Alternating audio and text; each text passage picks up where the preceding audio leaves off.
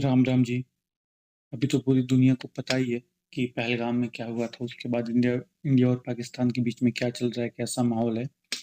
तो इस बीच में भी बहुत सारे defence expert, international relation expert के लोगों को सुन रहा हूँ, उनकी बातें सुन रहा हूँ।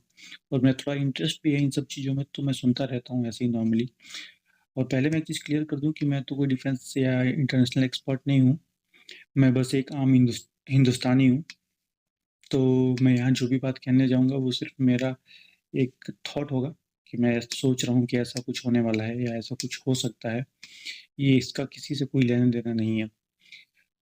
और मैं इस वीडियो में जो बात कहने वाला हूँ, मैंने अब तक जितने भी एक्सपर्ट्स को सुना है, किसी ने भी वो बात कहीं मेंशन नहीं की है। अब पता नहीं क्यों मेरे दिमाग में आ रहा है, क्यों स्ट्राइक कर रहा है बार-बार, तो मैंने सोचा चलो एक बार शेयर कर देता हूँ ये लोगों के साथ।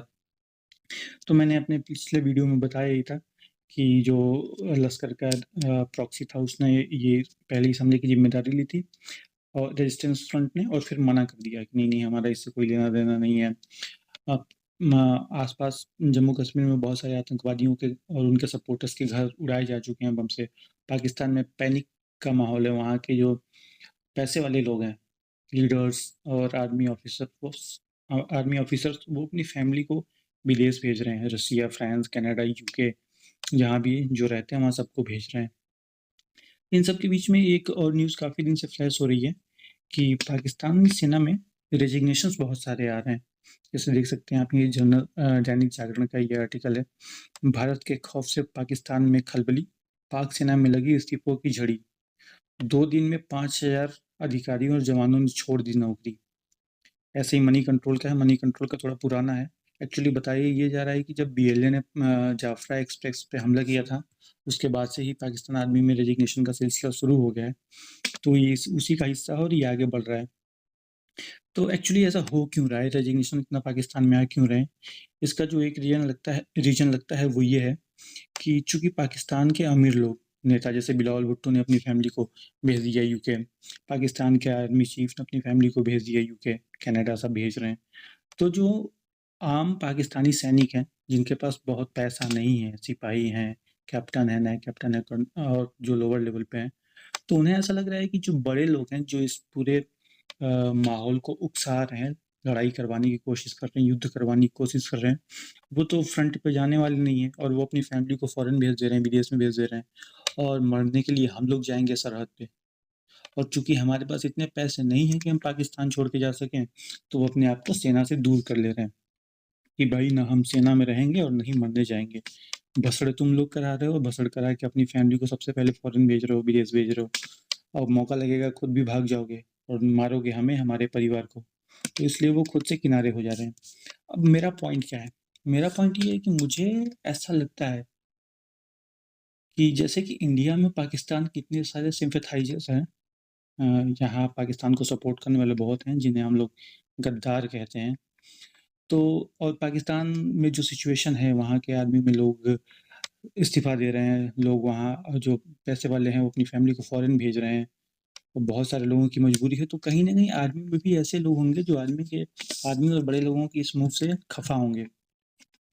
और हो सकता है कि वो हमारे लिए सिम्पैथाइज़र हों, इंडिया के लिए, या वो किसी भी तरीके से करके इस युद्ध को रोकना चाहते हों ताकि उनका ज़्यादा नुकसान ना हो, वो ना मारे जाएँ, आम सैनिक ना मारा जाए, आम आदमी ना परेशान हो। तो मेबी अगर कोई ऐसा हो पाकिस्तान सेना में, जो हमसे बात करना चाहता हो, या पाकिस्तान की पॉलिटिकल पॉलिटिकल पार्टीज़ में कोई हो ऐसा, तो ऑब्वियसली हमें तो अपना बदला लेना है। हमें लॉन्चिंग पैड्स बर्बाद करने हैं, चौकियाँ बर्बाद करनी है, पीओके में थोड़ा घुस के अंदर 10 किलोमीटर कब्ज़ा करना है, ये तो करना ही चाहिए।